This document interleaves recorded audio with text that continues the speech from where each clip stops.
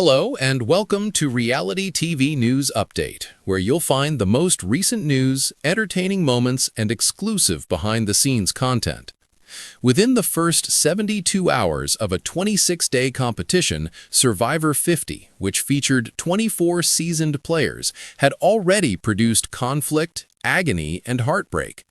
Legendary rivals Ozzy Lust and Benjamin Coach Wade appeared to bury the hatchet, only for their conflict to reignite soon after. Jenna Lewis Doherty, who competed in both the first season of the show and All-Stars, was the first person voted out after being out of the game for more than 2 decades. Kyle Frazier had to leave because of an injury.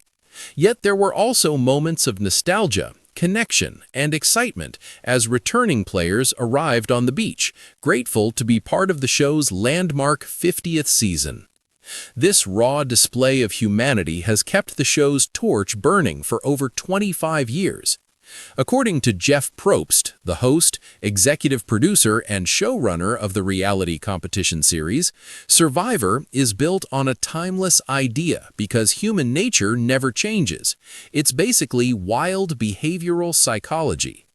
The show has introduced a novel aspect for Survivor 50 in the hands of fans back in the Mamanuca Islands of Fiji.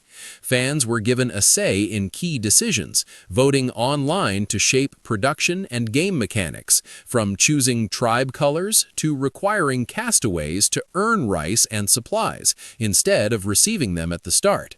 "What a great twist," says Coach in an interview over Zoom. "The game is transformed by in the hands of fans. Instead of it being they are playing, it's we are playing." Though he was disappointed to be deprived of staples upon his arrival, he smiles and says that if he were watching at home rather than competing, he also would have wanted players to start with nothing. This season, Survivor has also turned to its well-known fan base, bringing in self-proclaimed superfans like Grammy-winning singer-songwriter Zac Brown, who appeared in Episode 4 as a reward for a successful tribe for which he spearfishes, cooks, and performs. The show also nods to Billie Eilish via the Billie Eilish Boomerang Idol featured in the season premiere. The game piece was hand-picked by the Oscar and Grammy-winning pop star, whose 2022 song, TV, references Survivor, and accompanied by a letter in which she outlined its instructions. But Mike White, creator of The White Lotus, represents the show's most intertwined cultural crossover. He drew inspiration for his hit HBO series from Survivor and cast several former tribe mates in cameos. Survivor 50 also features the White Lotus Easter eggs. "There are times in The White Lotus where I'm so fried. It's a 129-day shoot, but I look back on my Survivor experience and I'm like, dude, I did that and I can do this," he says, tearfully in the Season 50 premiere, returning to the franchise for the first time since finishing as runner-up in 2018. Yet White's hard-won resilience couldn't protect him from being voted out in a blindside in Episode 4, proving that fame offers no immunity. That is the point, too.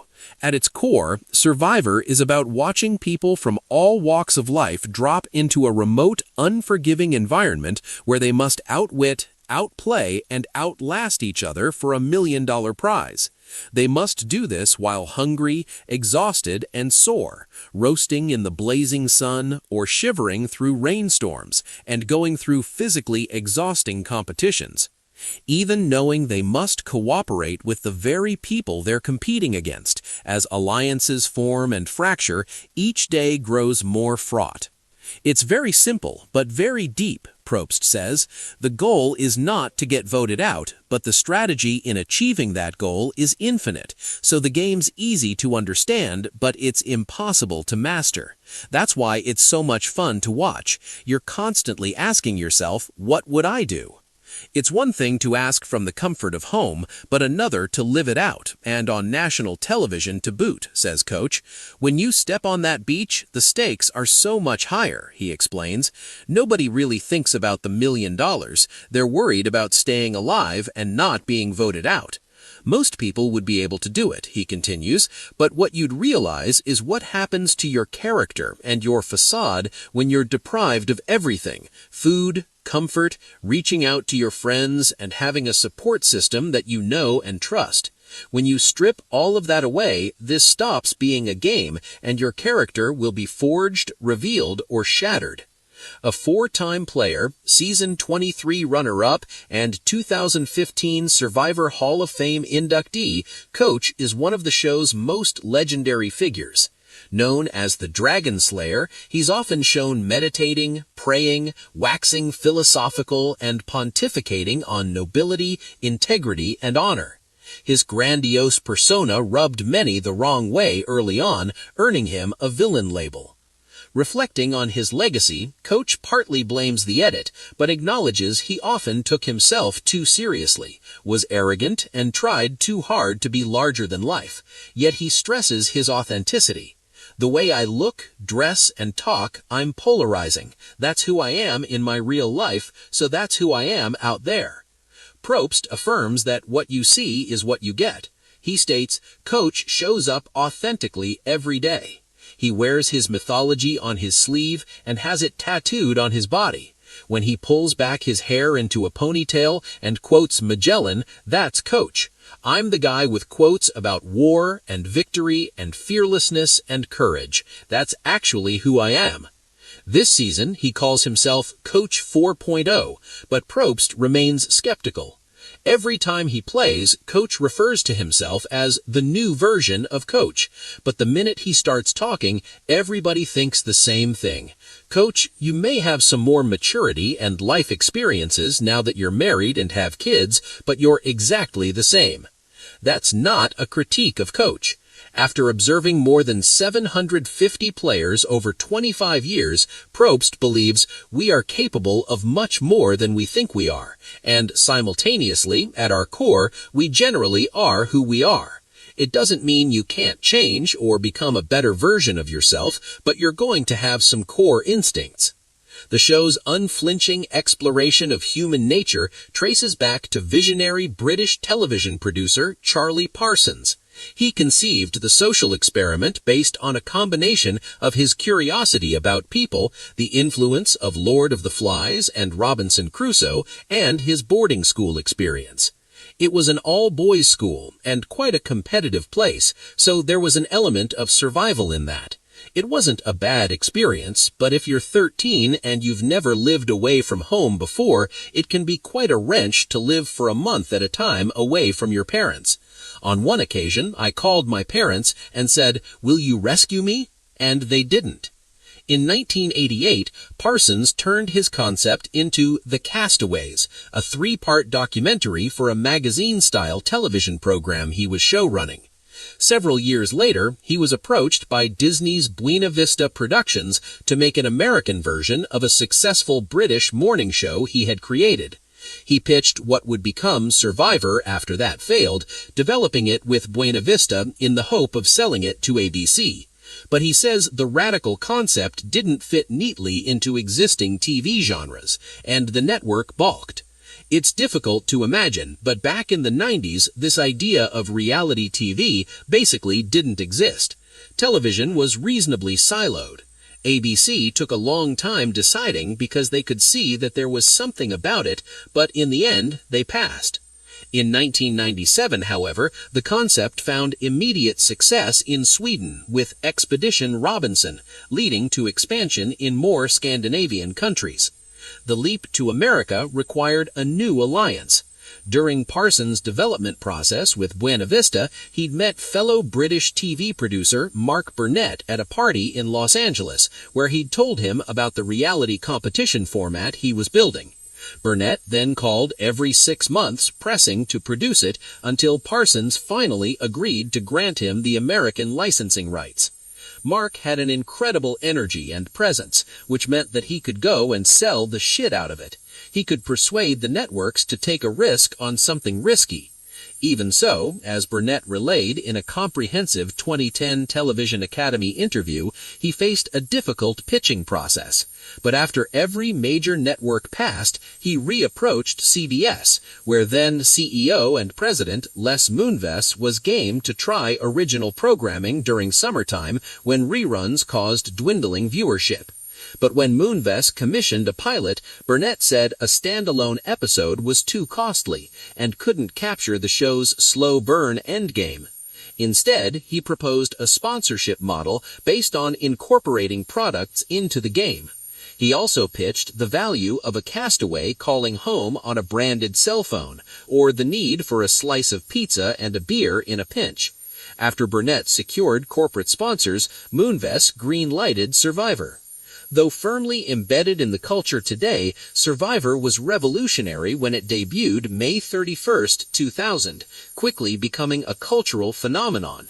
The Season 1 finale averaged 51.7 million viewers, surpassing both the Academy Awards and Grammys that year. Time magazine featured Louis Doherty on its late June 2000 cover. Survivor and The Late Show established a world of its own, complete with a distinctive vocabulary of immunity challenges, tribal council, and Probst's signature catchphrase, "The tribe has spoken," from its exotic location to the now iconic buffs. As the enduring face of the show, Probst is central to its legacy, earning 4 Emmys for his role as host. But even Probst's survival wasn't guaranteed. About 15 years ago, the relentless travel and schedule left him so depleted that he briefly quit the show. A few months of rest, however, allowed him to reevaluate. "It was really, I don't know if I have anything left in my tank to bring to the game," she recalled. According to Probst, that may have influenced Mark to make me showrunner even faster. "On this show, I needed to be more of a storyteller." He's quick to note the show's collaborative ethos, however. The term showrunner is pretty misleading at this point. "We make this as a team," Probst says. Under his stewardship, Survivor is more cinematic, reimagined through the lens of Joseph Campbell's The Hero's Journey, and family-friendly. Probst also notes the necessity of continually evolving game design, creating unexpected twists and advantages to keep players on edge and never knowing whom to trust. The pandemic brought changes as well. With production shut down amid a world in turmoil, Probst felt Survivor needed more levity. When filming resumed, due to the 14-day quarantine requirement, back-to-back seasons were shot, and the format was shortened from 39 days to 26. The faster-paced new era that began with season 41 also coincided with CBS's 2020 diversity mandate, requiring at least 50% of the cast to be non-white, and Probst dropped his longtime catchphrase, "Come on in, guys," in favor of more inclusive language. By season 45, in keeping with Probst's narrative-driven vision, the previously hour-long episodes expanded to 90 minutes. Since viewers once dissected the proceedings of the tribal council at the office the following morning, television habits have also evolved. During the pandemic, younger viewers discovered Survivor via streaming, giving it new life. Survivor's appeal across generations keeps it a broadcast powerhouse. The season 50 premiere drew 9.1 million viewers across live broadcast and delayed streaming, and in the weeks leading up to the launch, viewers revisited older seasons, boosting streaming numbers ahead of the anniversary. According to Mitch Graham, CBS Executive Vice President of Alternative Programming, Survivor ranks #1 in the coveted 18 to 49 demographic, and the season 50 launch generated the biggest social media engagement in the franchise's history. Even as the reality TV landscape has grown crowded, Probst remains unfazed. "It's a show like no other," he says. "It's survival, adventure, strategy, interpersonal relationships, and social politics all rolled into one. This multi-layered storytelling gives it durability, because any given week you have no idea what you're going to watch." Meanwhile, as season 50 continues to unfold, no one knows who will be crowned sole survivor on May 20th in Los Angeles, the show's first live finale since 2019. But rest assured, by then, they'll have revealed exactly who they are.